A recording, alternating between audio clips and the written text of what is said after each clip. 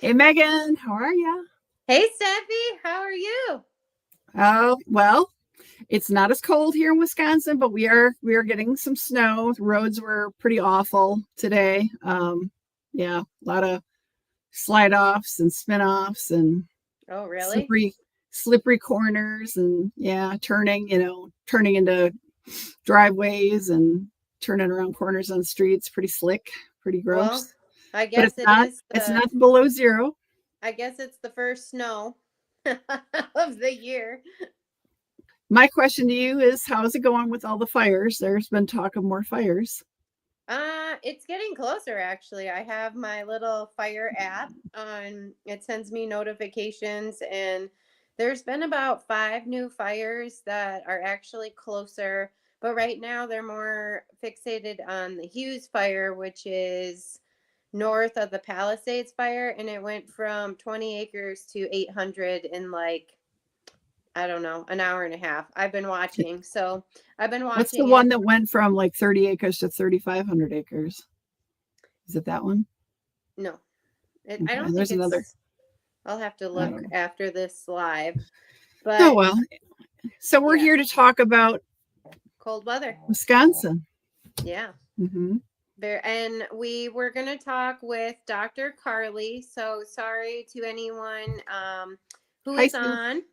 And obviously, we don't have a vet yet. Hopefully, we will have a vet a little bit later, but her day has been a little rough with a lot of emergencies. And she texted me about an hour ago that she just finished an emergency and was going to another one. And I did tell her that we usually last an hour and a half. So hopefully, she'll be able to join us. But it's not looking good, but I did Yeah. warn everybody, and that is the life of a vet. And maybe we could actually do a live stream with a vet, but maybe not because they're on call. Yeah. So she's part of a practice and there's several vets, but tonight is her on call. And as I mentioned, the weather's not been good. We've had part of the reasons why we're doing this live stream is we've just gone through 3 days of extremely unpleasant cold, sub-zero, dangerous. And even today, actually, temperatures are above I don't know, above 10. We got up into the 20s, but we had a lot of wind and the wind chills were not good. No bueno. So we definitely No. have some things we can talk about. Yep. So we might as well, jump into things. Where do you want to start? This is such an amazing topic, honestly. Okay, let's just start with a scenario. It is last Saturday.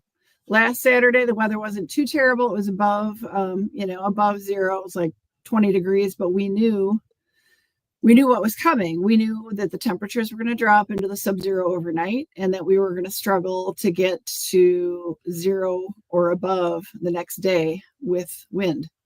So, Megan, in your barn, knowing that was coming, what preparations were happening?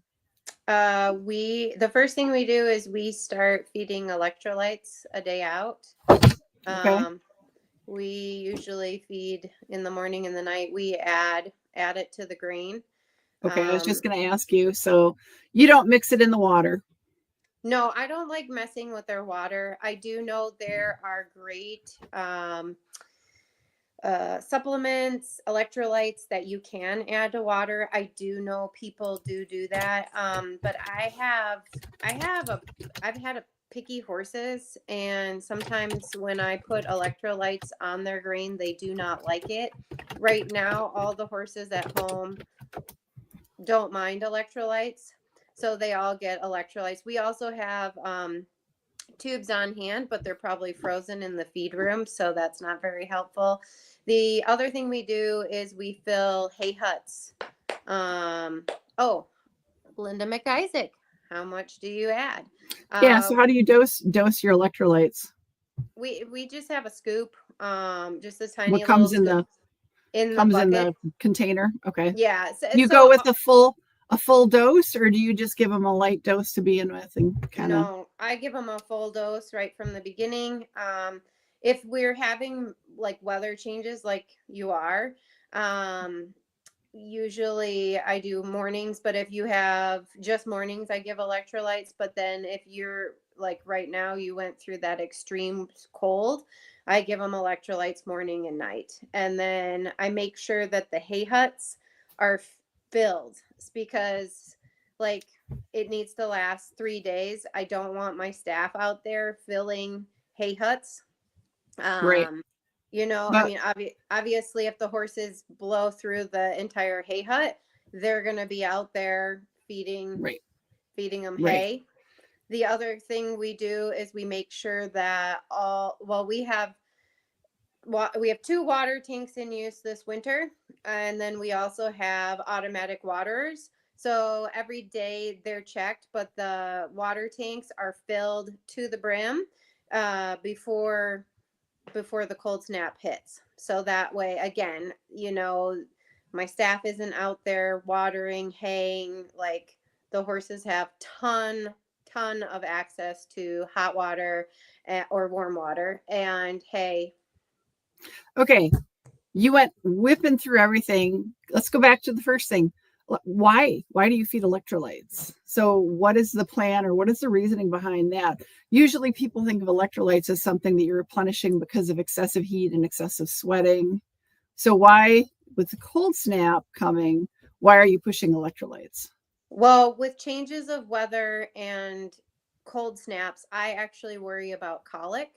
And typically, as soon as, I mean, you can just see it from from summer to fall, they slow down in their drinking. And so I want to make sure that they have liquid on board and they are drinking and drinking and drinking. So I give more electrolytes in the winter than I actually do in the summer.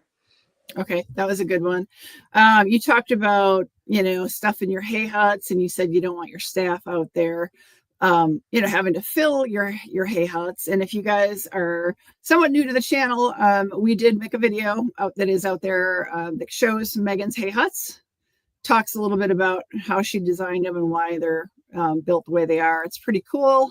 But I think we need to touch on, it's not just keeping your staff from having to go out in the cold, but why do you want all that hay in front of the horses? I want Right? them I think eating. we should, I right? want, they have different stomachs than we do. Their digestive system keeps them a lot warmer than humans. And it's very important that they stay eating and drinking through this. I truly believe that it's hay, not grain, that's more Mm, important in these cold months. Everybody has their own beliefs, but that's mine. I'd rather cut the grain and make sure that they're eating hay. Now, I also have a horse that he's older and he has a hard time eating hay. And so we have to wet pellets or alfalfa cubes for him. Now we've switched over to pellets because they're easier to soak. mm, Because our barn isn't heated, and so you need to think about at negative 25,000 degrees. You put water on something, it's going to freeze to the bucket. I mean, it's just a mess. right, So I want to make sure that all my horses are eating a lot of right. hay, and they're drinking a ton of water. They are called hay burners for a reason, Yeah. and their main diet, if they were wild, is foraging twigs and grass and things like that in the winter. So same thing with cows, although cows have a different digestive system. So we do have a comment here. Let me show this on the screen. So let's talk about whether you bring them in and whether you leave them out. Now, you have stalls, obviously, for all your horses. You also have turnouts for all your horses.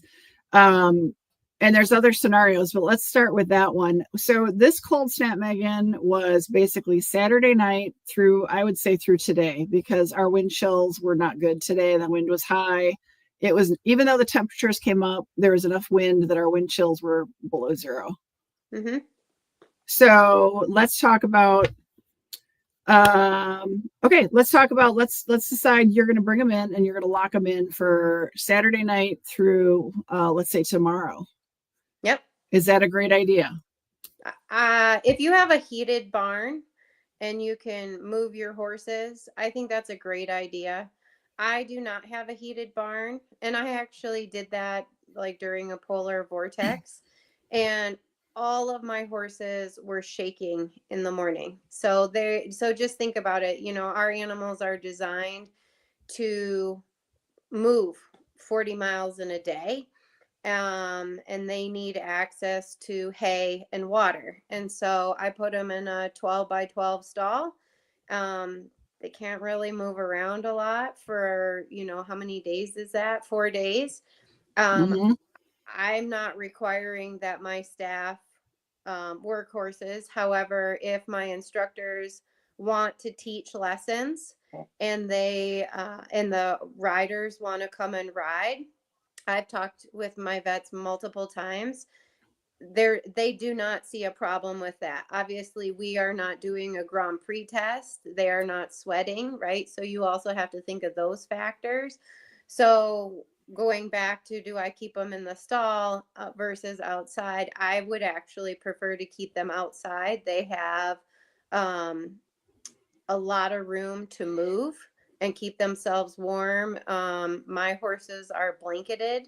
Well, actually, we do have one that isn't blanketed, and both types work very well. It just depends. Like if you've shaved a horse, you better put the appropriate blankets on them. If you started out the season not clipping, then you better stick with it. Don't clip them halfway through. And then we have warm water outside. So that's the other thing. In the stalls, in about 5 minutes at negative 20 degrees, the water is already starting to freeze. So are you going to come out in the middle of the night every couple of hours? Because that's what my staff does during the day. They come out every hour, every 2 hours to check on the horses and making Mm-hmm. sure that they are fine. And let me tell you, our horses are happy. Like they are frolicking. They are not shaking. They love it, actually. They've been enjoying the last 3 days of vacation, binge eating, watching Roseanne.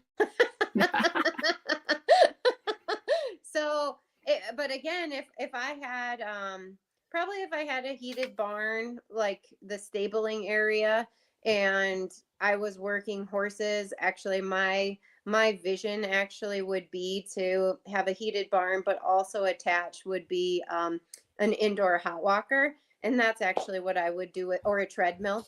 I'd put them on the treadmill every day, so that they're moving. But no, I don't think locking them in a stall is a good idea because I feel better about it. Yeah, for days and days without coming out. We should also, for anybody who's popped on, I see we've had people coming on and coming off. Should again explain the message from Dr. Carly. Yes. So tonight's live was supposed to be with Dr. Carly Denton of Country View Equine Services. Clinic. And Yeah. unfortunately, she's on call tonight, and we knew that. And this is kind of exciting. Our first guest not to show up. But I'm Yet. really, I think that's also another topic we should talk about too, just to kind of branch off, is that sometimes we complain, the vet is late or doesn't show up because they have an emergency. I'm so grateful to her. She's out there taking care of someone's horse on an emergency call. I pray to God it isn't colic. I'm thinking about her and that horse. So it's okay that she didn't show up. She's saving someone's horse or there for them in the last moment. So unfortunately, she's not with us yet. Maybe she will, maybe she won't. I think we'll just plan for the worst, and if she shows up, yay. And I think we can Yeah. reschedule this to a later date. So sorry guys, Yeah. if you really wanted to listen to Dr. Carly. I was looking forward to it, and hopefully Me she'll pop too. on. But she's saving horses. Yeah. She's out saving animals, and if you weren't here in the beginnings, it's not nice outside right now in Wisconsin. We're having snow. The roads are really bad. It's windy. It's blowing snow, so that's kind of a mess. The roads are pretty slippery. There's been a lot of slide off. So yeah, we do apologize. We're hoping she'll catch us at the end, but we may need to kind of pop in every now and then and repeat that messaging for those who are popping on. But hopefully Dr. Carly can make it at some point, but she is on an emergency call right now. Okay, so we had actually a good question from Sue, and I wanted to talk really quick about what I have done at my farm. So Yeah. I don't have an indoor arena, but I have plenty of stalls, and my horses, like Megan's, basically live out 24/7, barring really horrible weather or injury or a need to have them in the stall. So weather like what we just went through, where we were down to 15, 20 below, I still had them outside. However, if and I've got shelters. I am at the top of a hill. I'm pretty exposed, whereas you're not. You probably didn't mention that before, but you're kind of tucked down in and somewhat sheltered. Not always. You do get the wind whipping through there, but I'm at the top of a hill and kind of exposed where I'm at.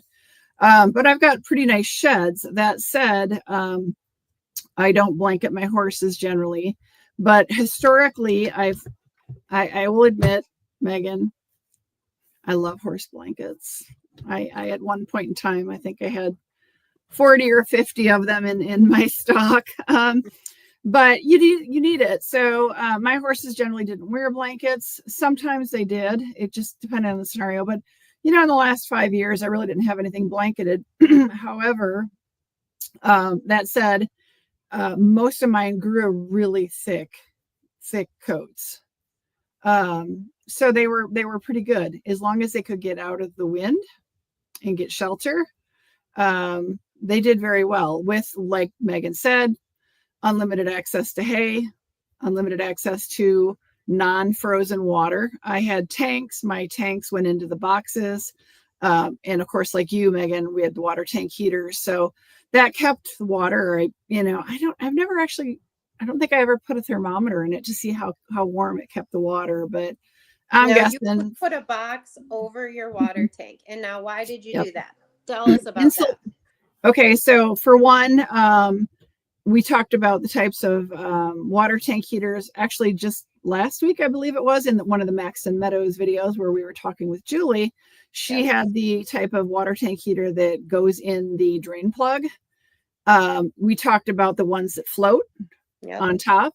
And then I have the ones that actually kind of fell into the bottom of the tank and went on they weren't totally on the bottom. They were on like a platform that was attached to the heater, just so that the heater wasn't resting on top of the actual, so water flow would get all the way around the heater.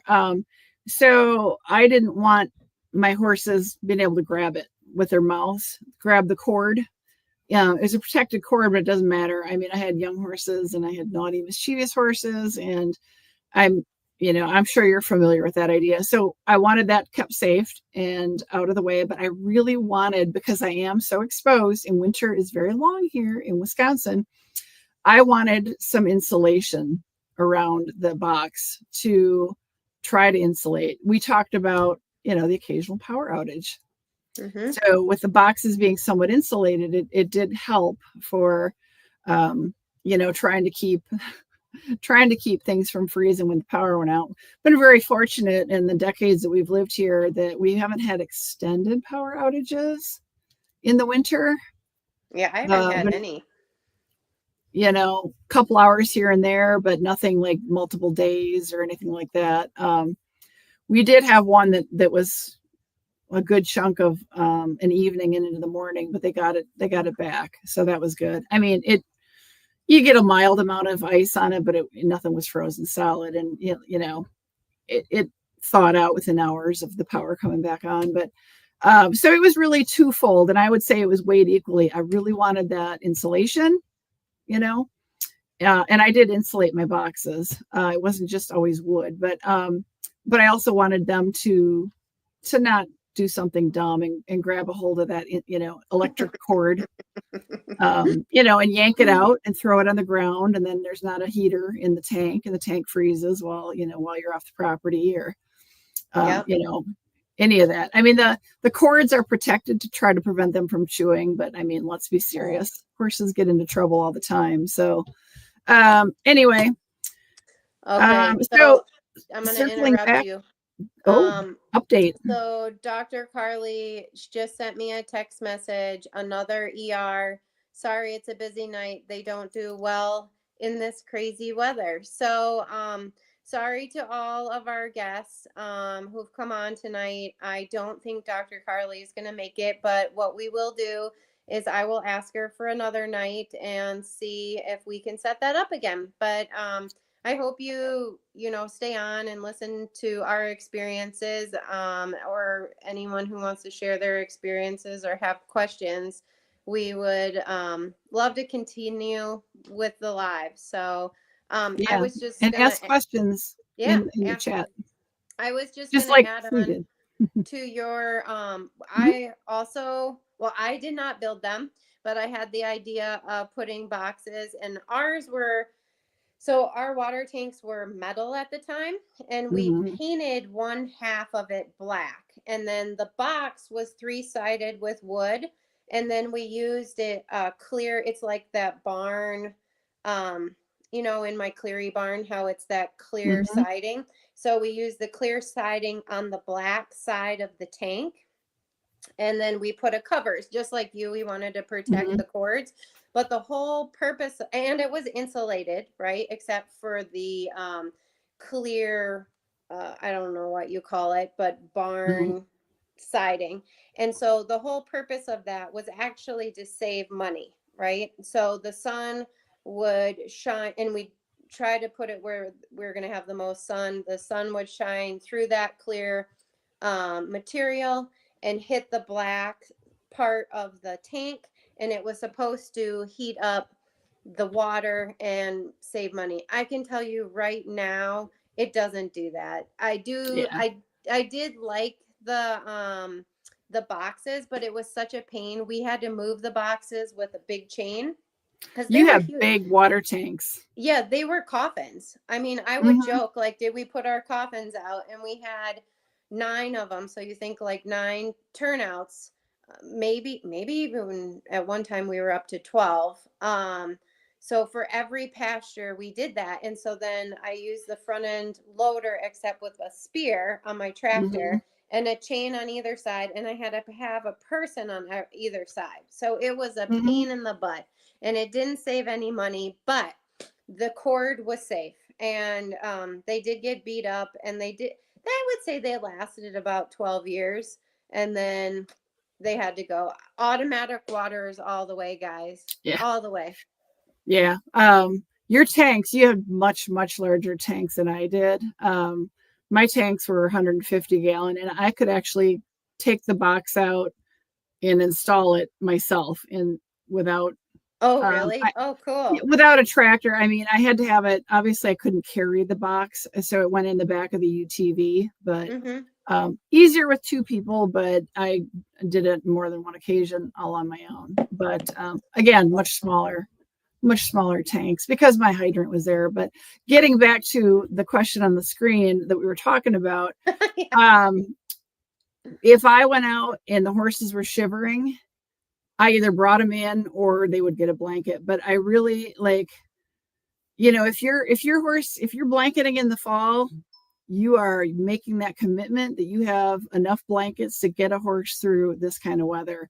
So if your horse is used to 30-degree weather wearing one heavyweight blanket and it goes down to 20 below, you may need to have that investment in a second blanket because they need some kind of help. We've taken away their natural protection of their own hair. Um, but I there was a few times where I had to bring them in, but like you said, it's more like ice storms or extreme wind because where I was at, it's exposed, super exposed to the wind. So yeah, and then she actually follows up here, Megan, with the question: how cold does it have to be before the blankets go on or not? And that's definitely a very broad topic, because So that goes into all kinds of things. I think I mean for me in general, it's 50 degrees. I start putting on blankets and it could be mid-weight. Heavies around 35. Also start actually we probably start double blanketing around 35. Because we first of all, we don't for our farm, we don't want the hair to grow. We clip our horses because the Mhm. horses are getting worked, and Right. you'll end up having them sweat a lot. I have a lot of good sweaters, and then they stand there under the cooler. We also have lights for them to cool down. I believe in cooling down their body, but we have heat lamps. Lights. Yeah, Ah, so we heat have lamps. yeah, we have heat lamps, and then we put the cooler on them, and I have two different types of coolers that helps cool them down, more of a fleecy one versus a wool one. And so as we transition, it's like November. I don't want to clip too early. It's usually the last week of November and the first week of December we start body clipping. And at that time of year, I mean, it could be 2 degrees or it could be 40 degrees. So it really depends. And then some of the horses have too much coat. We have to clip them first versus some don't grow a lot of hair. And we put on neck blankets and they should be heavy. And so like this time of year, like our horses are body clipped, and it's just the portions that are body clipped are what the blanket covers. I do not clip their legs. I don't have protection for their legs. So under the blankets are all clipped, and they like right now they have two heavies on, and with a neck and full body. So and they do great.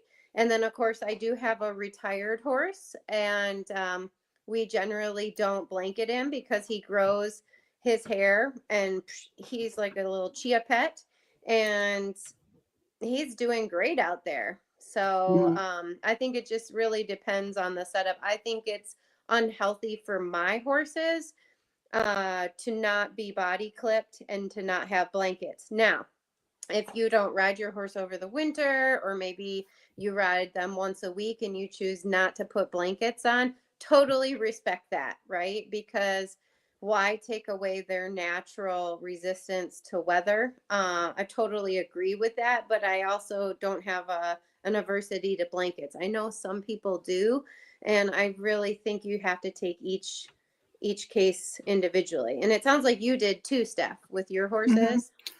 Yeah. Especially one thing we should talk about, I said it before, like you need to be able to have extra blankets for weather like this, but I had horses that were very hard on their blankets Oh yeah, I have a and lot of would those. could potentially destroy a blanket. So if you've got a horse that's either on its own destructive, or maybe has turnout pals and they love to rip each other's blankets to shred, yeah, maybe blanketing is not a great idea. But blanketing could be a whole live stream topic in its own.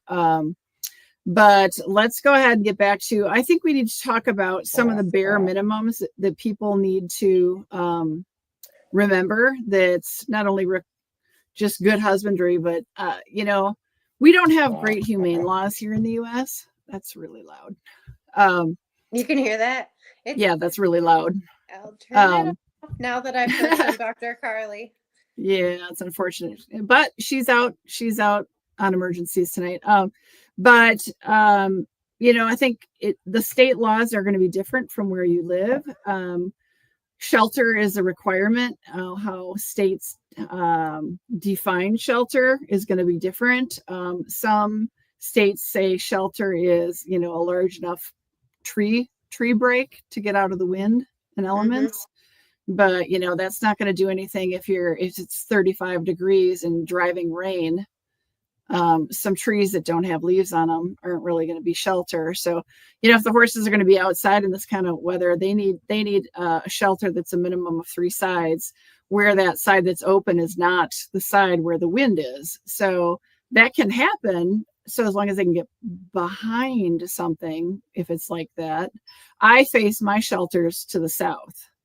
Because that's obviously where the sun is for the most part. So if you were in your house, am I going to be facing your road? Right. Yeah. And that's going to catch the prevailing sun. So even if it's disgusting and gross out, if it's sunny and 20 below, they're still getting the sun into that shelter. And mine loved to, they would sunbathe. I wouldn't want to go outside because it would be 10 below and they'd be out there out of the wind, but standing in the sun. Just you'd walk up and put your hand on their fur and they'd be just warm because they'd be soaking in all that UV radiated light. But we also get our prevailing storms in the summertime. We get our rain generally out of the southwest or the west where we live in Wisconsin, sometimes out of the northwest, but mostly in the summer. Our rain comes out of like Iowa, out of the southwest. But in the wintertime, we get those Alberta clippers that are coming down out of the northwest from Minnesota from us. Or sometimes, if we're having one of those El Nino La Niñas, sometimes it's the southwest as well. But I've been really lucky. Some people will have them face east, just due to prevailing winds. Yeah. You've got your one shelter. Yep, it faces east. Facing the east, but we have trees. We have a lot of trees on purpose, and I also and you're down in. I want to grow hedges around, and it really kind of keeps us in our own little ecosystem. And most of the time, the horses, when we have snow, they're out there laying down in the snow, in the sun, and living it up. I mean, yeah. So they love it.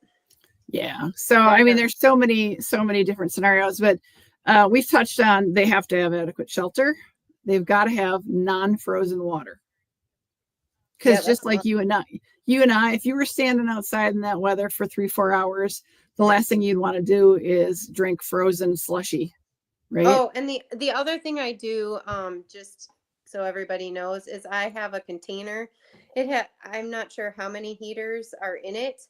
And I always try to buy 2 brand new heaters, but I always have about 10 heaters on call. So that way, if a heater breaks, what kind of heater? Used to have space heater? No, the water tank heaters that, gotcha. So that way, if a heater will go out generally in January and February. However, I'm hoping this year we had 3 heaters go out, I think in November, and brand new, like not just used ones. And actually I prefer brand new ones. And so hopefully we've gone through our crazy heater debacle. The other thing I think that's important is, when it's super cold, is that you check the heaters. Like you have to physically go out, and every hour and a half, whatever you pick in increments, you do need to go out and check your waters, your water tank, your automatic waters. Like, don't think that everything's just going to be great. It's extreme weather, and I feel grateful to have the automatic waters. And I also want to say, don't go cheap on them, because, like, for instance, I did not go cheap. And so I have an on-call guy that I can call at any time, and they'll be out in extreme weather. They will fix my automatic water. So it looks like we have a question from Anne. What do you do in icy situations when you can't bring horses in? So are we just going to... good stories. We'll just say that we don't have a barn and they're out in pastures and it's icy out. What do you do, Steph? So I've had some really interesting scenarios on this. I'm dying. You're right. No. I'll mute you. I'll mute and talk. You let me know when you're not done, or when you're not dying anymore. So I obviously do have stalls and stuff, but there was one time where my horses were out, everything was great, and we had a sudden overnight, like, weird shift, and we got like freezing rain overnight, and we had snow on the ground, and everything froze to a sheet of, I mean, we're talking ice. like really, really bad ice. Let me unmute you.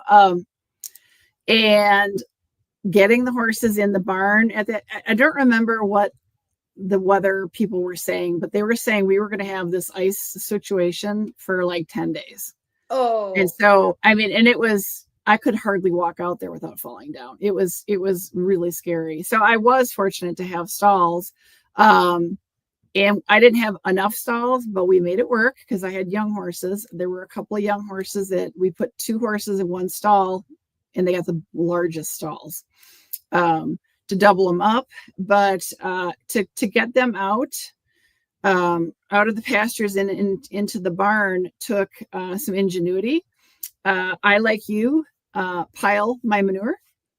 I got the bucket out, the tractor bucket and the skid loader bucket out, and I dug into that old pile of manure and I made a path. yeah.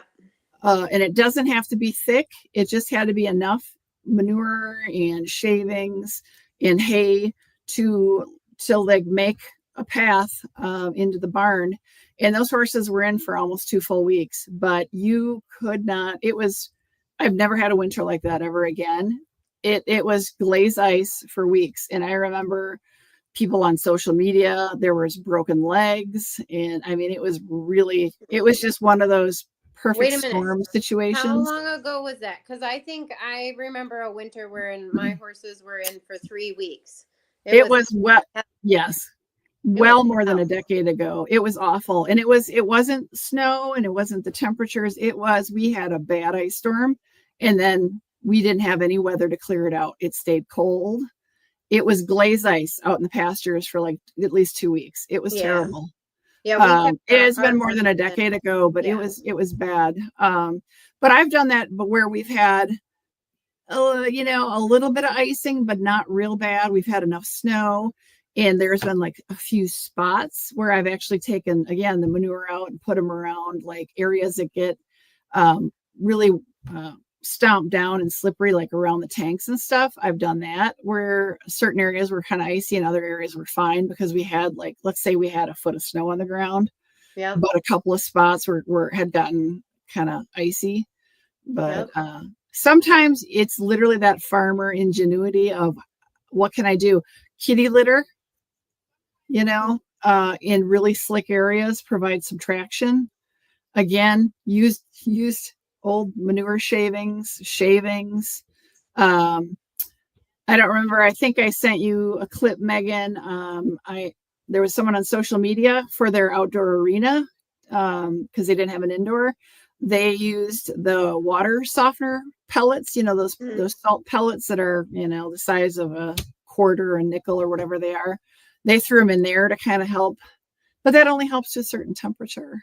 Yeah, because So after I don't know what 0 degrees, yeah, they won't work. nothing will work. I've done the Kitty same. litter might, on ice, it's not going to be melting, but it does provide that traction. But that's expensive, bags of shavings, if you can get them down into there to provide some sort of sand, right? Dirt. I was just gonna say sand, so that a couple of years, because I really believe that the horses need to be out. We Mhm. did manure.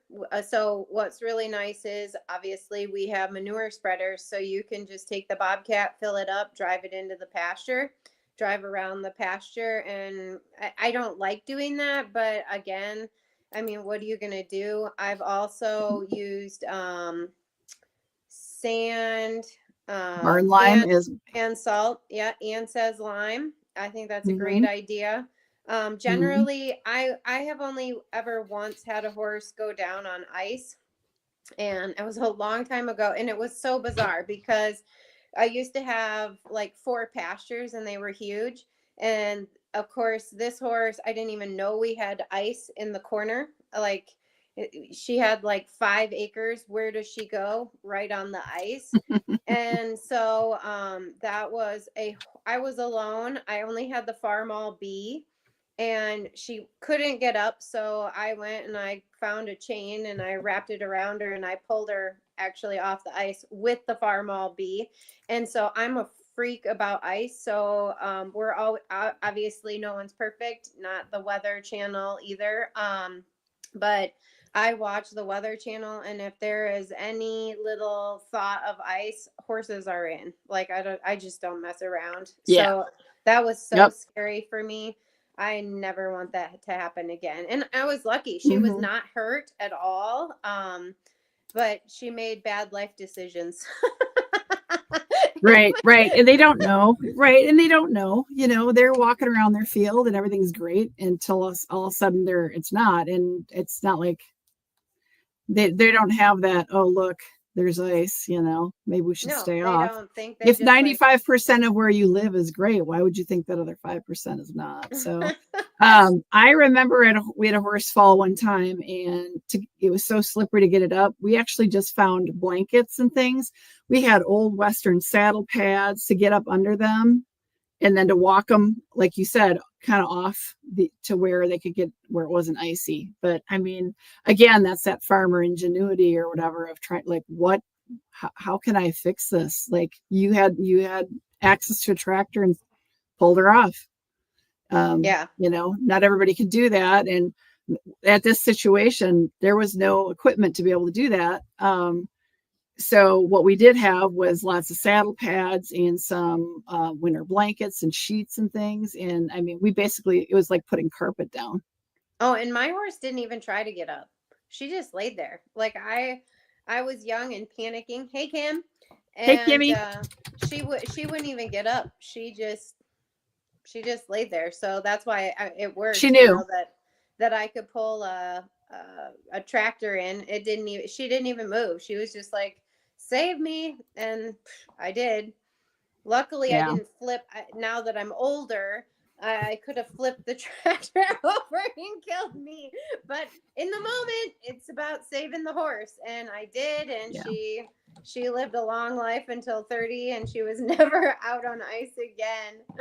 Oh, that is honestly, in my opinion, worse than freezing rain or cold rain, or even these intense wind chills. Ice is probably like tops on my list of nightmares, because either there's not much you can do. I did have one time where we got some ice overnight. My horses had been out in it, and they were like, oh, another 24 hours it's going to warm up and melt us all off. It was like one of those kind of Yeah. weird spring things.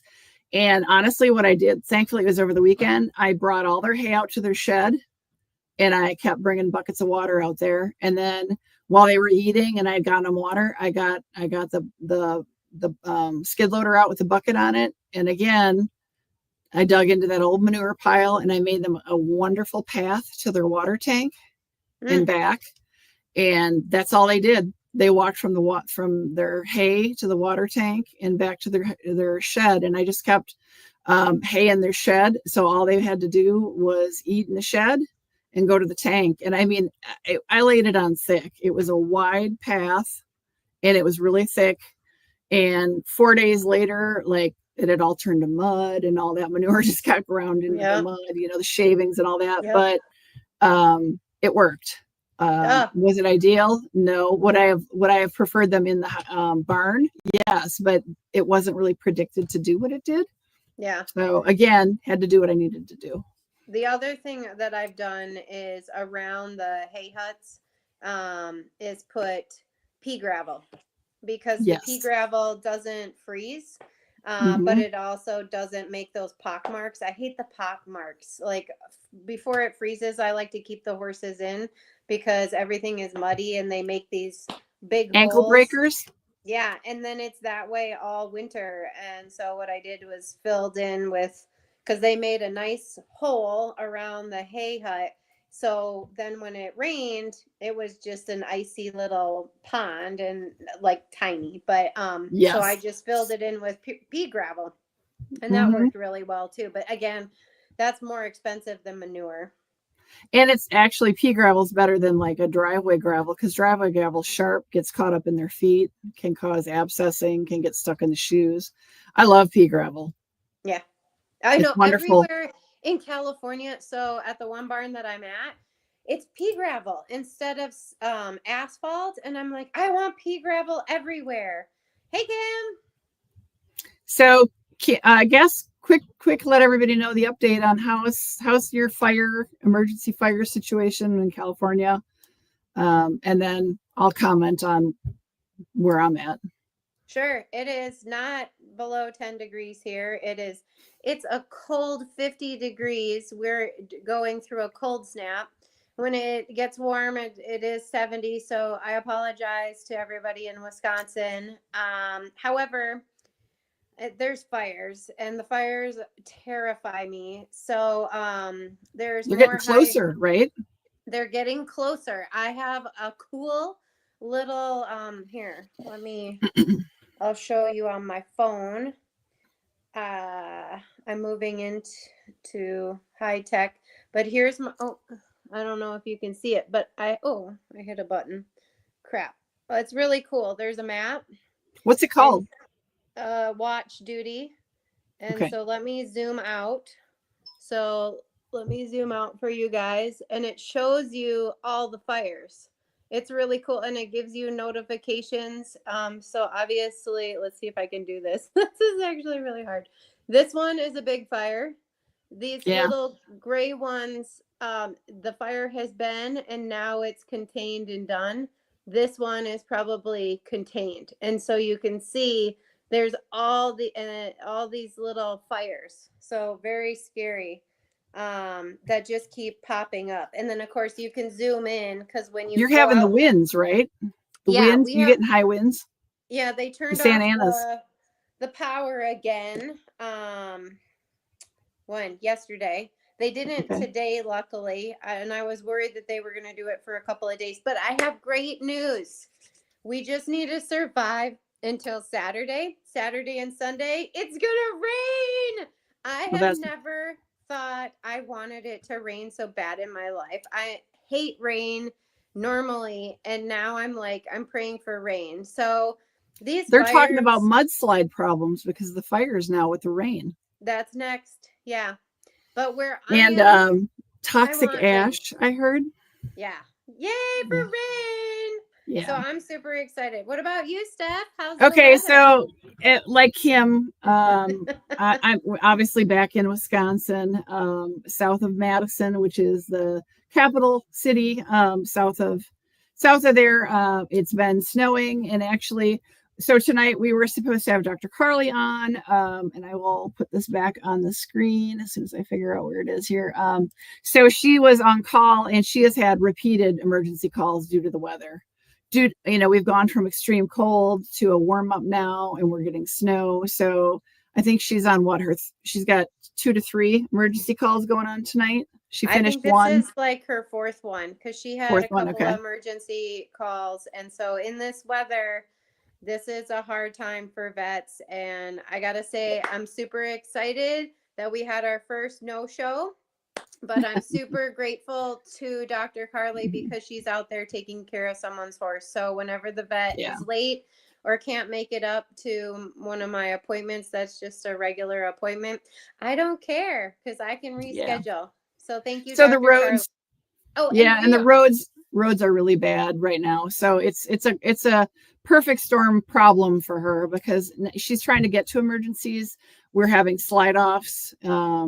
A lot of blowing. It's really, really windy, so the snow we are getting is blowing and making it a little treacherous. So unfortunately, kind of the perfect mix. But we are gonna reschedule. She's gonna give me a day that she's not on call, and she's gonna reschedule. So we will have her on. Sue, I bet Sue's down in Alabama. They're not used to this weather. Oh no! Is it your first time with snow? Listen to that evil laugh. Yes, I don't know if you got some of this. Did you see, Megan, Pensacola? Yes. Had a blizzard and had like 9 inches of snow or something. It's nuts. And I think the bridge over the Sound is still closed because it's blowing, and they had a warm up, but then a freeze down. So it made it even, they can't remove the snow down there. They don't have snow plows like we do. So then all that snow started to kind of, just like what we're talking about, started to melt, and then it froze into ice sheets again. So just stay home. The best advice, stay home. Don't go out there. Yeah. Okay, so let's get back to the topic of the extreme cold. We've talked about, do they come in if you can, or do they stay out if you can? What you need to do if they're going to be out or in. Oh no, gee, Kim just said there's. I believe it. I believe it. It's concerning up here too because of how cold it was up here. But so what else have we talked about? Okay, so they need to have adequate shelter, right? Hmm? Out of the elements, out of the wind, out of the driving snow, rain, whatever. They need to have access to non-frozen water, good quality, clean, non-frozen water. Hay, we've talked about hay. They are hay burners. Hay helps them stay warm internally. Their digestive system is similar but different than ours. They digest the hay. It produces a lot of internal heat, hence that hay burners. You've talked about electrolytes. You supplement ahead of time with some electrolytes to kind of encourage them to want to drink.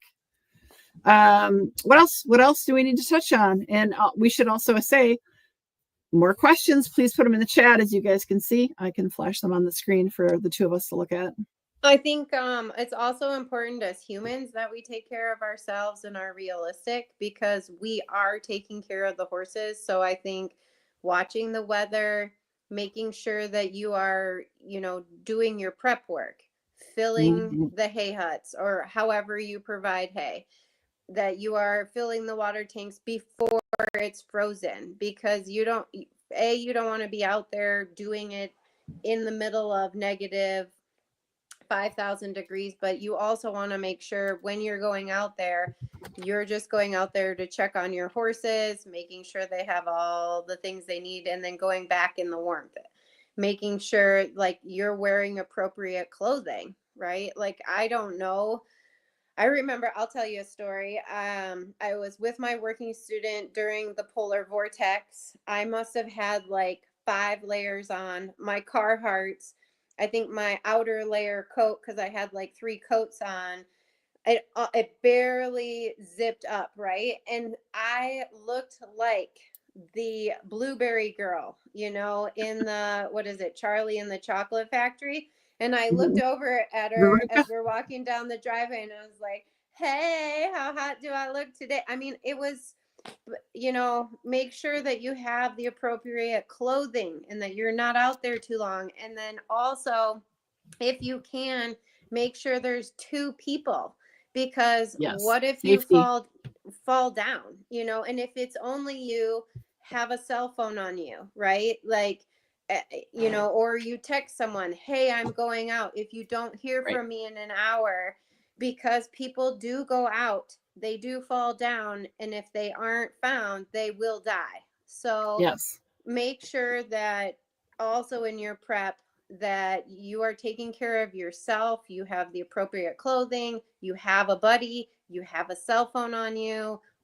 Like, just be smart about it Yeah. all, and make sure your equipment is plugged in, that you're ready for this. Yes. Hopefully you don't have to use your equipment, that it's in a warm shop. Like, for instance, I told Anne, don't bother dragging the arena.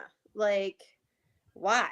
Like, why put that stress on the equipment when you don't need to do it? So Right. make good preparations. What Right. do you Okay. think? So yep, I agree. I thought we should change this up because, Sue, who lives down in Alabama, and down south, we were just talking about Pensacola and all along the Gulf. I mean, Baton Rouge, Louisiana, they all had massive snow they're not used to. So let's change this up. We've been talking about the extreme chills, but oh, Megan, sometimes we get some snow. Ugh. So what I would always do is, okay, they're calling for a lot of snow. And let's say, we've had some spectacular snows, right? Where they're like, we're going to get it, right? Remember that year where we had record setting snow? So if they were calling for something that was going to potentially be blowing, drifting and major snow drifts, because again, top of the hill, very exposed. I had some wicked snow drifts. We're talking like 4-foot deep snow drifts and stuff. Oh, Yeah, that would take oh. like 2 hours to bucket out the snow and dig a tunnel through. I would, ahead of that, I would put out a lot of extra hay. When I was feeding round bales, I would fill every round bale feeder. So if I was only normally running one round bale feeder per field, I'd throw extra round bales out and In just be case you like, couldn't get out there. so that they were fed for however long it was going to take to be able to dig them out. Because we had like wicked drifting. There was times where it would take me literally 6 hours to dig a path to get to the gates. What? I'd have to dig the gates out. Yeah, very exposed up on the hill. Wow. And everybody's snow would land in my yard, I always said. So I would top off all the water tanks. Yes, Again, make sure I had those extra water tank heaters ready to go. I'd have extra hay out, and I didn't have necessarily 4 round bale feeders.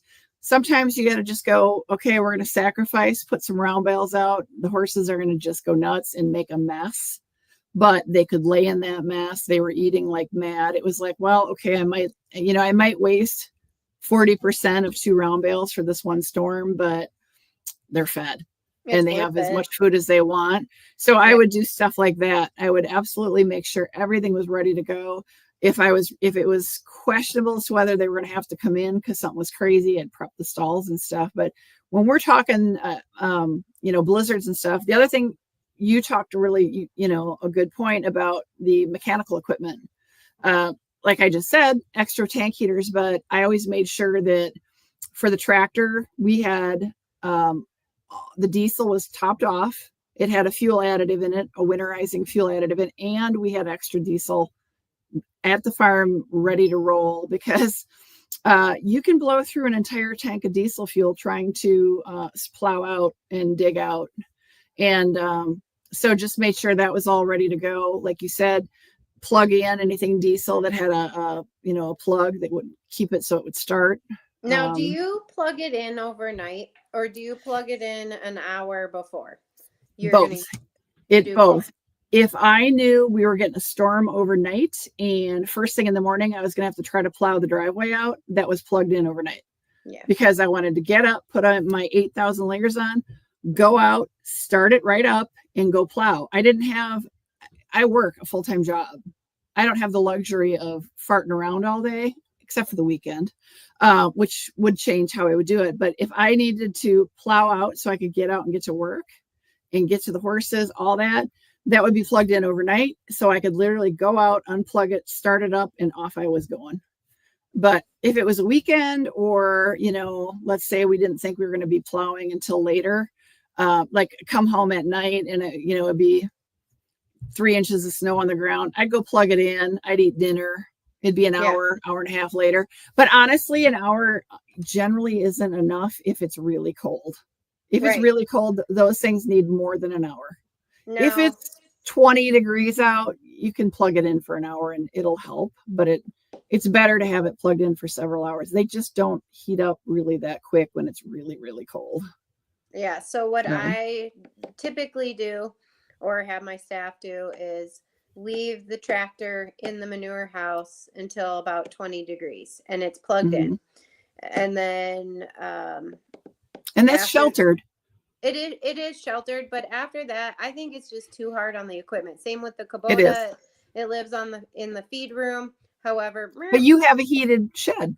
We do. So they are now both living in the shop, and then when Anne needs to use them, that's when she hooks it up, and then away taking out the manure, needs to use the Kubota, but back in the shop. So that way it's not so hard on my equipment. I do add the additive as well, even though it's in the shop, because you never know when it's going to gel. Have you ever had one gel up on you? Or maybe we could explain that. I have, and you're kaput. And because, so what that is so with diesel fuel, and you may know more of the tech, maybe you should explain it, Steffi. We'll let you explain it because I can say it in layman's terms. Go ahead. Go ahead. Okay. Go ahead. So that nice little fuel we call diesel, it doesn't work well in colder temperatures. What would you say? Why? Under 20 degrees? Why? Well, it gels. And so it literally, Why? I don't know why. You tell me. You show off. I'm But teasing you. it blocks the whole the little fuel tube it goes through, and then it doesn't start or it stops. Like you can be running it and it will gel, because that's actually what happened. Mhm. And then you're kaput. You're done. You got to go find someone that can blow out the line. And let me tell you, finding someone when it's that cold, good luck. Just don't screw around. Put the additive in, keep it in the shop, because it is, and they will swear, they will be so mad at you. Yes, I have only done that once. Well, so when we were kids, diesel fuel was a completely different beast. They've come a long way in formulating diesel fuel. I will give you Okay. that. They have figured it out. Diesel. I caught you saying that diesel number 2 when you were filling up your truck was premium diesel. It is not. Diesel number 2 is regular diesel. Diesel number 1 is premium diesel. Diesel number 1 doesn't gel as quickly as diesel number 2. So you're going to find diesel number 1 in the north, extreme north, and diesel number 2 in the south. And you're going to find in Wisconsin, it's a winterized mix. Oh, and well, starting in like October, but they Mhm. also have this thing called, oh God, They have additives. eco diesel something or Oh, another. biodiesel. Yeah. So why don't you tell us about that, smarty pants? Well, that's the whole, that's a whole other thing. So that is made from, you can make it from cooking oil. So you will get a lot of people who will go around to restaurants and ask for their used or spent cooking oil. So their old French fry oil, their old onion ring oil. And it's kind of similar to the concept of making soap. You put it through a lot of processes of heating it and adding chemicals like lye and things like that. And yeah, you can make biodiesel out of it. It's actually extremely clean fuel. Not all diesel engines can handle it. So a lot of people will mix it. You can find a mix of biodiesel in number 2. What you can find out is if you do have an diesel engine that can handle some bio, it will actually clean out your fuel system. So what they recommend, if you do use it, like let's say there's a 20% diesel you use, when you've used it for a couple of weeks, you need to put in all new fuel filters, because it will clean out all the grunge that has been growing in your fuel tank, in your fuel lines, in your fuel injector pump and all that. But it's if if you find somebody running biodiesel, you can go to their exhaust and you can tell, was it French fries? Was it Mexican food? You can smell it. Their Really? exhaust, yeah, their exhaust will smell. If it's 100% bio, your exhaust will smell like, I don't know, So fish, like a fish fry. But yeah, so anyway, a lot of the reasons why the stuff gels up is diesel engines. It's a much higher flash point. So we've got glow plugs, right? yeah. So you know how explosive gasoline and gasoline fumes are, right? Yep. You use a spark because they're so explosive. You just need that quick spark. With even in the summertime with a diesel, you still have the glow plugs. Now they may glow for faster than you and I can 9 blink. seconds. Yeah. But think about how long your glow plugs on in your truck to start your truck in the wintertime, right? So it's It's like it's just 16 seconds. Yeah. right, because it's the glow plugs are heating the fuel Yeah. that's going to start your engine. So you got to have your batteries got to be good to run your glow plugs. But yeah, it requires a lot more warmth. So therein lies our problem with diesel in the wintertime. But also a gasoline vehicle and a diesel vehicle, you get water in that, it's going to freeze, right? Water freezes at 32 degrees. So Yeah. it's often recommended for cars and diesel vehicles, change your fuel filters going into winter. Change them all out, because your fuel filter is meant to catch water. You don't want water going into your engine. It's bad, right? Because it's corrosive, right? So yeah. And I have a funny story. So driving across the country, Mhm. not all diesel is created equal. So No, as it's not. I cross the line into Arizona, all of a sudden I'm finding this biodiesel and I'm like, oh my God, I am low. And what is this stuff? So I called my friend Mike and I was like, Mike, what do I do? Can I use this stuff? And he's like, I wouldn't because you're on a trip across country. First And of you're all, hauling horses. why do you want to change anything? Secondly, he said it will freeze. Now, granted, hopefully I'm in a warmer state. However, don't be fooled. It gets down to 32 here. Mm-hmm. So, Yeah.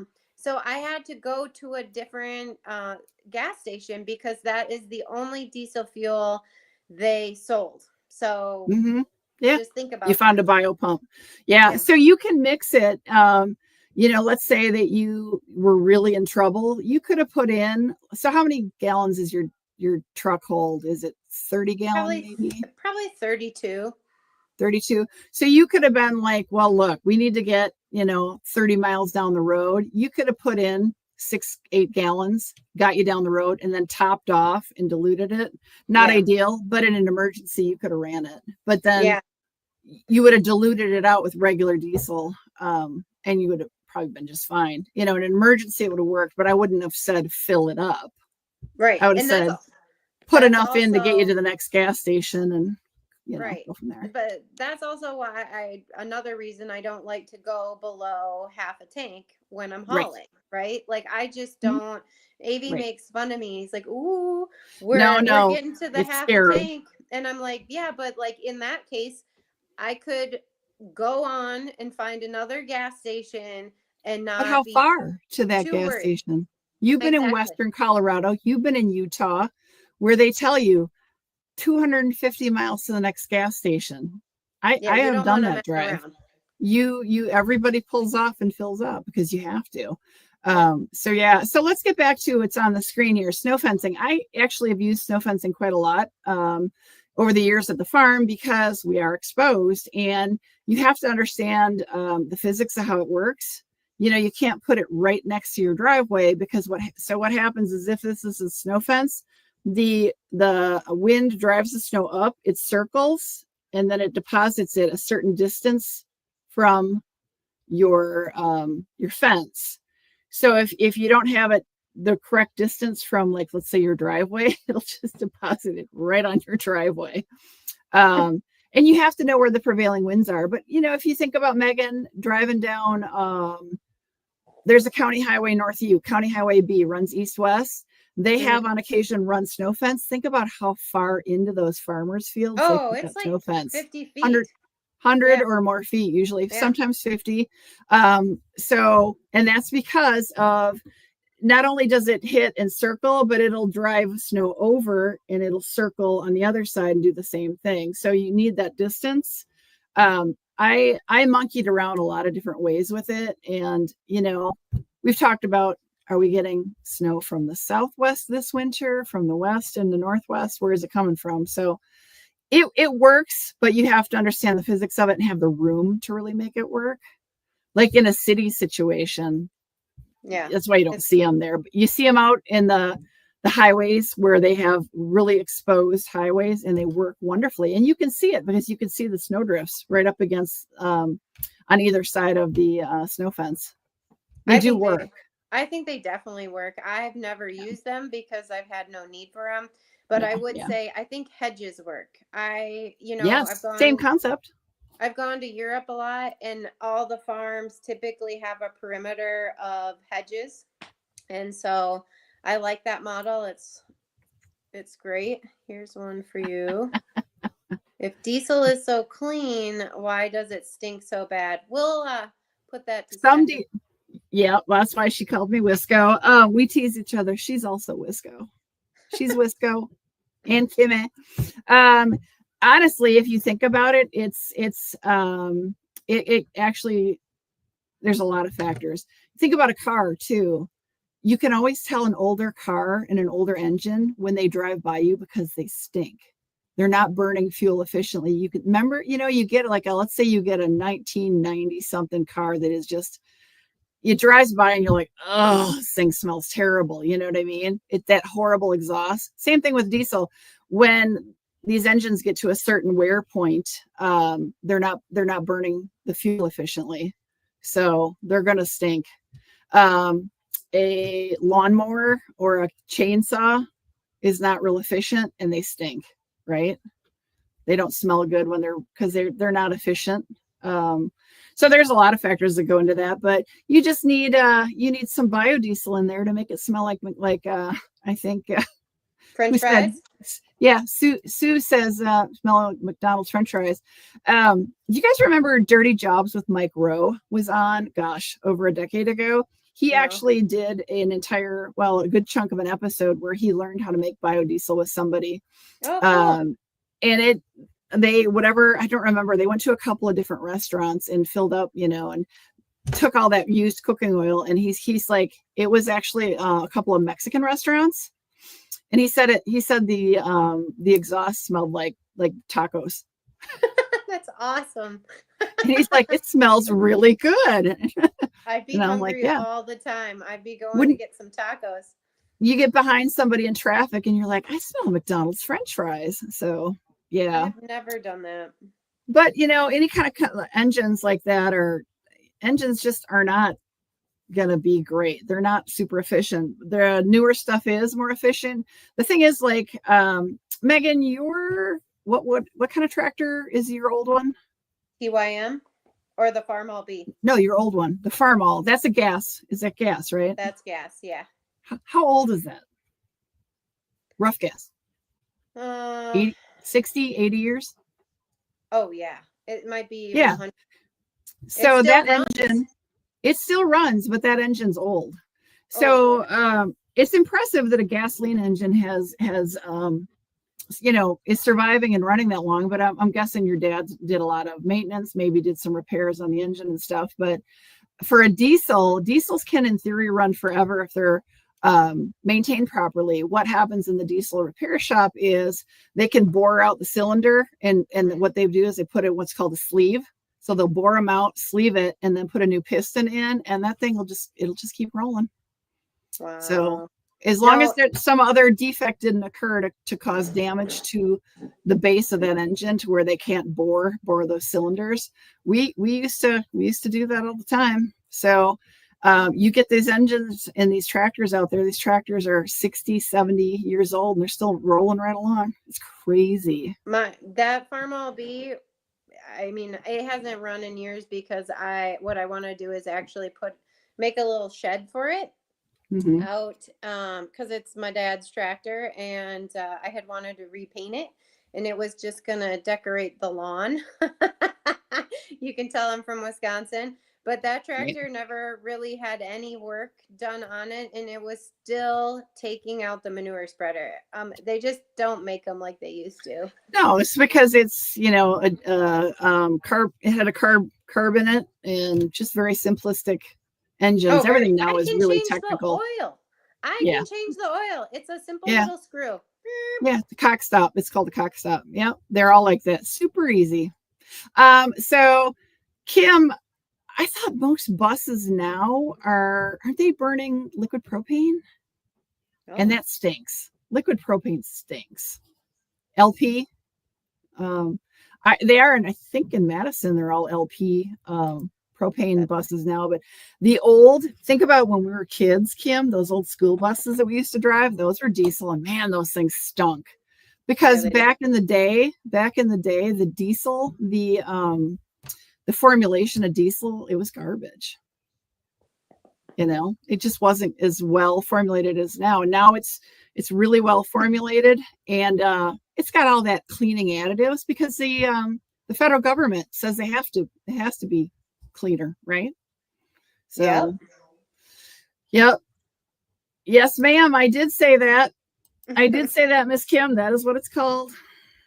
Getting into the discussions of diesels. We could get some mechanics on board. We could talk engines for hours, but this is supposed to be about prepping and dealing extreme weather, and we've kind of touched on a lot of that. Anything else for snow? Like what else did you do if you knew we were getting, let's say they're saying, hey, Wisconsin, we're going to get 8 to 14 inches. And Megan, your area is in the 12 to 14-inch prediction range. What are you doing to prep for that? Horses Um, can be out in the snow. They love it. Mine loved deep snow. They acted like a fool out in the snow. They love running through the deep stuff. But getting to them and getting them fed is challenging when there's 12 to 14 inches of snow on the ground. yeah, Were yours out or in? it depends. If it was a blizzard, they were probably in. If it was if it was just gonna snow, probably out. I would probably cancel lessons. And then I would check base with my snowplow guy because I have a snowplow guy, and he would come multiple times throughout the day. And I just don't want all the cars in the way. So, and then I'd make sure the Bobcat was ready to roll. So one of my problems, remember that year, that's probably been a decade ago, where we had that record snow for the winter. We had over 110 inches of snow for the winter. I ran out of places to put snow. Have you ever run out of places where we've had so much snow? I was running into, you see my driveway, there's fencing on one side of my driveway. Where the horse pastures are, we've shown this on video. We've got the pasture on one side, I've got a lane, and then I've got my riding arena with that fencing. Limited places to put snow. I was actually bucketing the snow and dumping it over into my riding arena. Oh no. Still running out of places to put snow. Oh no, we don't run out. Yeah. We have plenty of we have that drop off where the outdoor is, so we can just shove it down the hill. Or we have the back parking lot, we can shove it over there. So yeah, but yeah, that would be a pain. Yes. It was, and actually even the driveway, because of the way the weather comes in, I was literally having to push it over the fences into the pastures and the hayfield, and oh my gosh. Yeah. So Miss Kim, you guys are along the lake shore, but you very rarely have to deal with lake effect. Where you're at, are you far enough away that when we do get wraparound lake effect, have you ever had that dump on your house? Kim, would love to know, because we're really fortunate. We get weird weather here because of the Wisconsin River and the lakes in Dane County. I think a lot of people don't understand that actually does affect our local weather to some extent. I've witnessed it on hundreds of occasions, the river especially, but even the lakes here, we don't really get lake effect. It's minimal. People don't realize we're getting it like they would, over in the Great Lakes area. Anyway. But yeah, we had some. For me, it's when it's a big snow event like that, I make sure hay is out, I make sure water's topped off, I make sure my equipment is fueled up, in working order. One thing I guess we could roll back into the whole really cold is, you've talked about how like equipment doesn't like the cold. I have found that like the batteries and tractors and stuff, man, the minute you get to a cold, and if those things are even questionable on like they're a little old, have you found like you go out and the battery's just like, no, I can't handle this, and change it off right to the farm store you got to go. It's like they say that these batteries will last 5 to 7 years. In farm equipment, 30. Yeah. Right. The other interesting thing, I went to a farm up in Canada, although it was a dairy farm.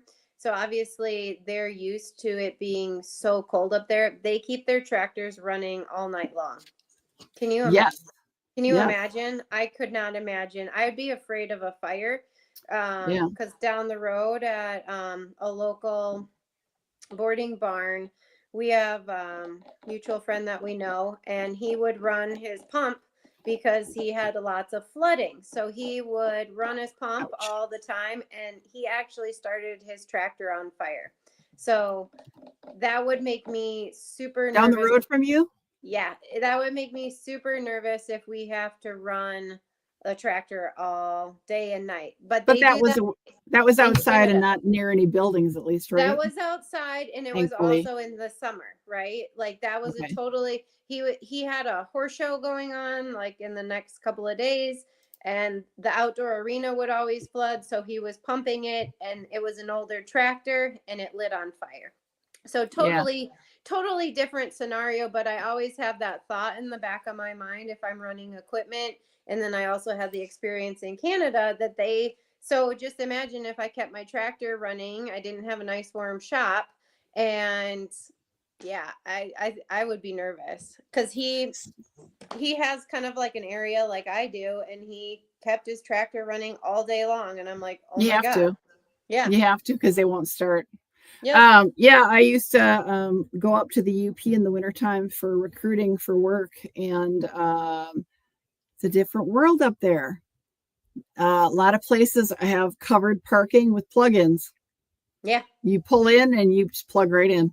Yep. They wouldn't necessarily leave their vehicles running, but they'd plug them in right away. In the farther north into Canada you go, it's the same scenario. Yep. Sometimes you just can't shut them off.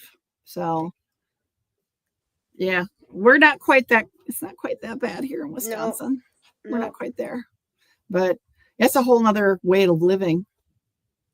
Nuts. So, yeah, but okay. So we've talked about extreme cold, and we've talked about the snow. We kind of touched on ice in between. Yeah, unfortunately, I was going to roll back up, and just so people know, you want to explain to them again about Dr. Carly? Yep. So Dr. Carly was supposed to be on tonight to help us plan and manage our horses in cold weather. Unfortunately, she was on call tonight. So she has several emergencies that she's attending to. So I was super excited because it was our first no show. However, she really wanted to be with us because what do? You adapt. And I'm so grateful to her that she's taking care of horses. So thank you to all of our veterinarians that are taking care of our horses in this nasty weather because we couldn't do it without them. So, but Yeah. I do have great news. We will reschedule. We'll reschedule to a night that she's not on call.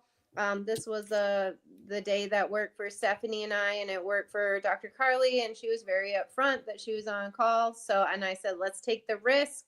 So here we are. You guys just get to listen to us tonight. Yeah, it's good catching up with everybody, but we've lived in Wisconsin for the most part all of our lives, so we've dealt with this. We've had horses for years and years and years between us, so we've been well schooled by our vets. But yeah, she's probably dealing with the aftermath of going from decent to extreme cold and back up to warming up again with these pressure changes in that extreme cold. As you said, Megan, horses stop drinking, they get chilled. She's probably got a lot going on as far as emergencies that could be very well related to this last weekend and weather, and hopefully it's going to be good outcomes for all of them. It's scary stuff, but it could be something like a cut. She might have a couple of sutures or something she's doing, but she sounds like she got a couple little, you got a message from her that said she had like 2 or 3 more to deal with tonight. Yeah. So, and that was 45 minutes ago. So, yeah, she unfortunately, I feel bad. She's probably got a long day and a long night ahead of her. And the roads are not great. So I hope she's staying safe, takes her time, and yeah, appreciate her trying. And we will definitely, we will come have her back and we'll either talk about cold weather or something else. Maybe we can talk about more than that. Yeah, if people have ideas what they want to hear, we're all game. We're game for it. So, but yeah, we're at a little, not quite an hour and a half, but we're getting there. So, are there any more questions from our viewers, or we can kind of start thinking about wrapping this up? Yeah, it's been a weird winter. We really didn't have any snow on the ground much. We've got a dusting now. It still was flurrying when it got dark out, but maybe we'll get half an inch to an inch here. I don't think we were supposed to get more than an inch here in central Wisconsin, south central Wisconsin, but yeah, we don't get our snows anymore, Megan. Not like we used to. I don't know if it's good or bad. I do not like the cold, extreme weather. I'd take snow over this. Mm-hmm.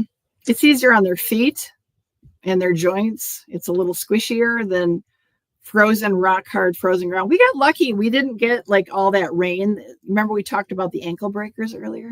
Yeah. Yeah, we didn't have that, but yeah. Kim says she's got nothing. Let's see anybody else. You guys are so naughty. Sue. I'm just looking to make sure we didn't skip anybody's questions really. I don't think so. I think we're good. I think we're okay to wrap it up. Yeah. The charged cell phone was an excellent thing. If you are on your own, let people know that you're doing something and expected time for you to be done and check back in. Because you're right, Megan, you brought that up. I've heard horror stories of people who slipped on the ice and, not discovered for several hours and hypothermic and not good. Not good. Not good. So be safe, everybody. You know what? Real quick. Do your horses wear shoes in the winter or do you pull them? It depends on the horse, but yeah, they wear shoes, they get snow pads, and they also get traction. So okay. Yeah. Can you real quick elaborate on that? That I meant to ask that earlier and I apologize. I didn't. I think that's helpful. Snow pads because of why? I think it really depends on the farrier as well. But the snow pads, because when we do get snow, that snow compacts in their feet. And even if they don't have shoes, the snow will stick to the bottom of their feet. You can use cooking spray and spray the bottom of their feet to repel snow, but I fully believe in snow pads. We usually put them on. Well, we used to put them on in November. Now it's December because it hardly snows. And then traction, usually the farrier has to drill out a little hole and then he taps in a little thing of metal, but then you can also have like really big cleats. Every farrier is different. You can also put I don't know, four of those little holes, and I don't want to say corks, but they're not. The traction is smaller, and he just kind of taps it in. So there's 4 of them on the bottom of the shoe is typically what's put on for me. What about you, Steffi? Oh, God. Not really sure exactly what you're saying there, but so yeah, the reason why Kim is that so she's not oiling the shoes, it's actually the foot. So it'd be like the ball of your foot, and it's using vegetable oil. So it's not a toxic motor oil or something. It's like vegetable oil, and that it's the cooking spray. Oil and water, yeah, cooking spray. Oil and water don't mix, so it kind of the ball. Think of like making a snowman or a snowball for snowball fights. It gets stuck in the bottom of their feet, and then they're kind of walking on these balls of snow. But so, yeah, my farrier would put, the snow pads to pop the snowballs out as best you can. And those, I don't know what your experience is, how well those work, Kim, or sorry, Megan, I'm reading. They work to some extent. Definitely the vegetable oil helps. But as far as the traction, I would have him put a carbide tip nail in each side of the shoe. And that was basically like a cleat. And that worked beautifully. All he had to do was one on each side.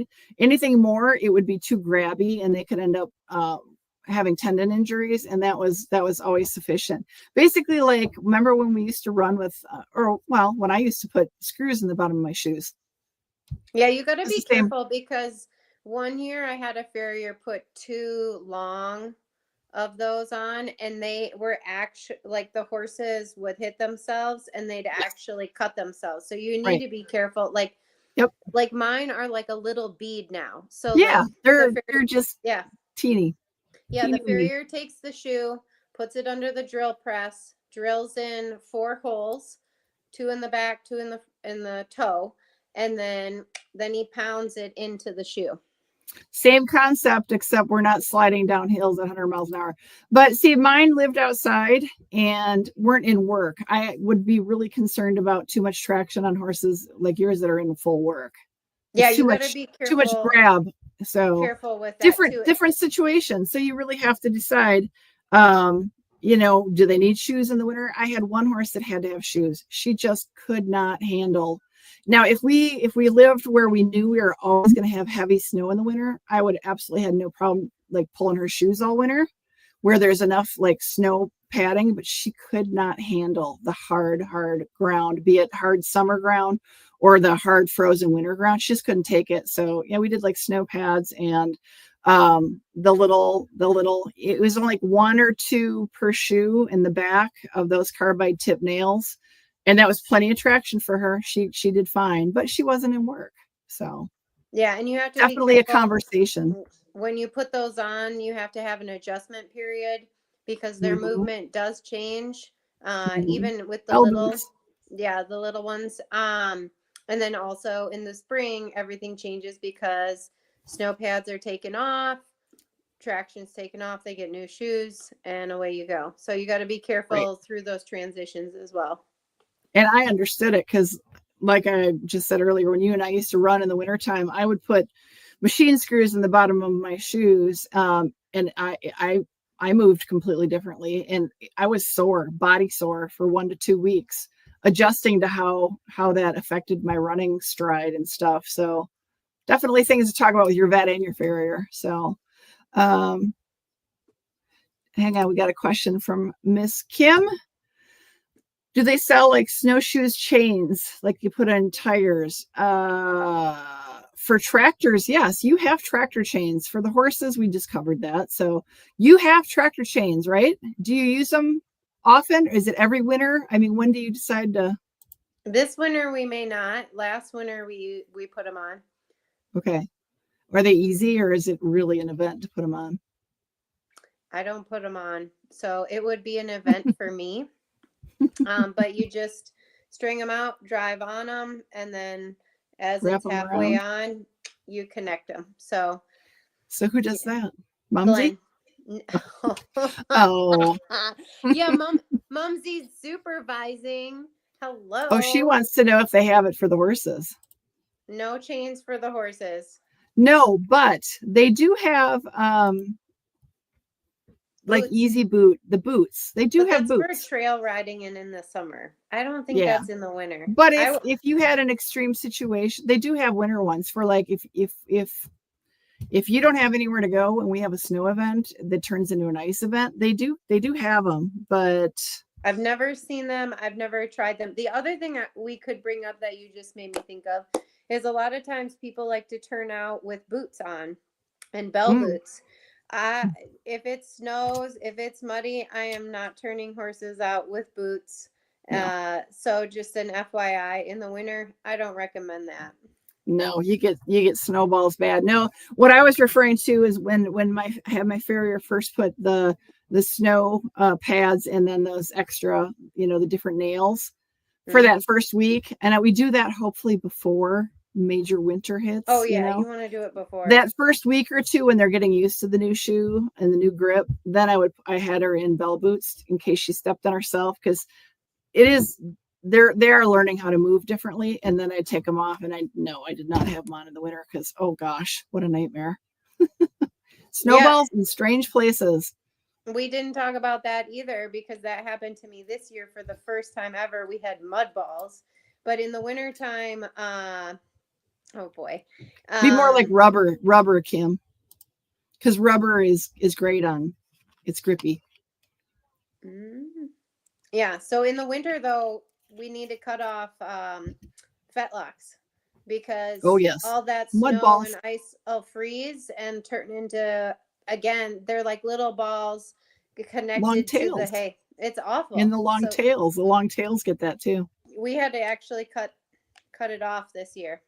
Yeah, that happens when we had snow. No, I've seen the overshoes that I was telling you about for winter for ice, like the easy boots. They're not like chain mail, or it's like a rubber plasticky mix that kind of just right, like a tennis shoe.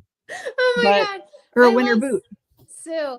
So no, the horses do not go figure skating. Oh my God. And if That'd be that fun. does happen, I am not watching. I will not be there.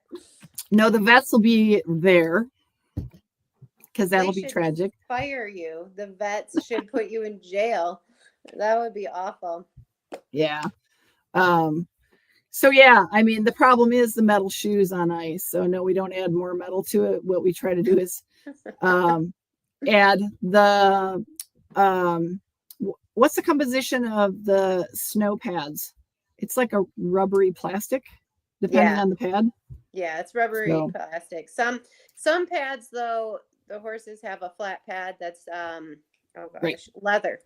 But Hmm. usually in the winter time it freezes so you can have a black pad and it Hmm. has a little bubble on it and that's Hmm. black plastic. And then you Do you ever have have like the ring ones? I was just going to say that that's like more of a rubbery like it's like a Yeah. horseshoe. Hmm. Versus the black pad is it covers the whole hoof and has the bubble. Yeah. Yeah. And so how does your farrier differentiate? It's been a few years for me. If I remember, it was kind of like the size of the shoe, which one would work better. If a horse had a really big foot, a certain pad would work maybe a little bit better as a snow pad. I mean, sorry. But it's been a while. Like the I bubble think versus the horseshoe, like, one. Well, I think most of them use the horseshoe. When you have the pad that's covering them, they probably are Mm-hmm. wearing leather pads to support Mm-hmm. the frog. So that I think that's a totally different issue. Yeah. I'm not sure it's, well, it depends. I'm not sure it's related to the size, like on a Okay. whole. I think it depends on whether that frog needs support or not. We should ask a farrier about that. Write it down. Yeah, that's a good question. The vets might know too. But yeah, it's all those little things to think about. But I think I'm hoping we covered it. Really good questions. And I'm sorry, Great Megan, questions. I did mean to bring up the whole horseshoe thing earlier, and it just kind of, we got sidetracked, and What? I We did never finally get remember it. sidetracked. No, no. Never. So Megan, would you want to talk about what's going on for Burn Besties here? Where we're at and all that good stuff. I think we're doing good. We have videos every Monday, Wednesday, and Friday. Yeah. We have a lot of barn tours. Right now, we're at Julie's Barn, Maxton Farms. I think If we're Maxton Meadows. And oh I think we're shoot, coming to it. Yep, that's sorry, okay. It's Julie. late. It's late. I think I can actually try to look. I think we're running into the end of it, but we did ask her if we could come back In the this spring summer and see how they or summer. continue, because they're not done developing that property. And I don't know about you, but I'm excited to see all the things that are still in store and learn even more, because we definitely didn't catch it all. Let's see here. So, oh So my we're doing gosh. our series, and then I just want to say I think we're up to 644 subscribers. Yeah, we have Thank one more at you. Maxton Meadows coming out. That'll be Friday. And Exciting. then we get to talk about all sorts of fun things. And then we go into in February, we've got another farm series of farm videos from our farm visit videos, I should say. So Whose super farm is that? excited about those. What farm did we go to? The Driftless area. Oh, exciting. I can't wait. And then Remember? next week, next week we do have another live. I believe it's on Thursday, and we are talking to a life coach, a horse or equestrian life coach. I'm very excited Yes. to talk to Krista and hear. And that's Thursday, I believe. I believe it's Thursday at 7 p.m. So Central Time. If you click and shade the bell here on YouTube, you will get notified. And if you go into the future live streams, there's a way to click on notifications, so YouTube will remind you the day of the live. You'll get a notification pop up on your phone saying, Barn Besties live stream in 1 hour kind of thing. So that I always encourage people to click on that notification for not only for our channel, but also especially for these live streams, because you will get little reminders sent to you so you don't miss out. So thank you, Kim. Have a great night. We appreciate it. But we're kind of wrapping things up. But yeah, we got a lot going on. And you, my dear, are putting lots of really fun short videos out. So we're having Right. fun watching those. That's great. We So appreciate that. I only have the cameraman 1 day a week, and it's kind of weird to do a barn visit without you. So if It is anyone weird is, doing yeah, it without you. yeah, it's weird. So, and I didn't know what it would be like, so that's weird. And it's really hard. Like California doesn't want to share their barns, or they're like, "Ooh, you're weird. We don't know." Whatever. It doesn't really You matter. Yeah, I am weird, but so if anyone knows of anyone in California who owns a barn, Southern please, California. Southern California, give them my contact information, hook me up. I would love to go to barns, but it's been rather difficult. I've contacted about 15 barns. I currently have 2 barns that I get permission to video all around, so I'm super grateful, and that's what you're seeing on all the shorts. However, I would love to have owners who will talk to me about their plan, and I don't mind that they don't, but it is really helpful to understand why they put stuff there. I'm having a hard time like telling people like this is the water or something, unless there's a label on it, because or the latches. I'm super excited about latches and I have no idea where they come from. So We're I'm really, weird. We know that. I We know. love So these things. You're sorry, finding cool guys. stuff, though. The I'm really finding a different, neat lot stuff. of cool stuff, and it's very different here, but I would love to be able to actually speak to a native to explain why they do what they do. So that's my struggle out here in California. I will break through to the natives. I just don't know when. But I got a lot of fun shorts scheduled for you Yeah, guys, so it's great. We enjoy. appreciate that. So, yeah. Plus, Southern California is a little preoccupied with fire Yeah. problems, but yeah. So, well, thank you, everybody. We appreciate your time. We're again really sorry. Dr. Carly did get called out on multiple emergencies. So we are going to try to get back with her in the future. Probably continue to talk at least part of it about the weather extremes and caring for your livestock, but maybe if you got other ideas that you want us to ask her, drop them down below in the comments and we'll talk to her. Again, we're going to try to reschedule with her, but she's, as you very eloquently put it, Megan, she's out saving horses. Yep. And So any other topics you guys want us to touch on? We have multiple days that we can do lives, and we're working on scheduling some of those lives and some of the great topics that you guys have suggested. So just kind of nailing that down. So thank you for yeah, tonight. Thanks for yeah. listening. Stay warm, everybody. Megan, you please be careful with that whole fire situation. Be safe, please. Yes, ma'am. It's a little worrisome, but thank you, everybody. Have a good night. Megan, if you'll stay on, I'd appreciate it. But we're going to say good night to everybody. Thank Nighty you, night. everybody, so much. Have a good night, and we will see y'all on our next live, but also on our next video. We got shorts coming out tomorrow, right, Megan? Yeah.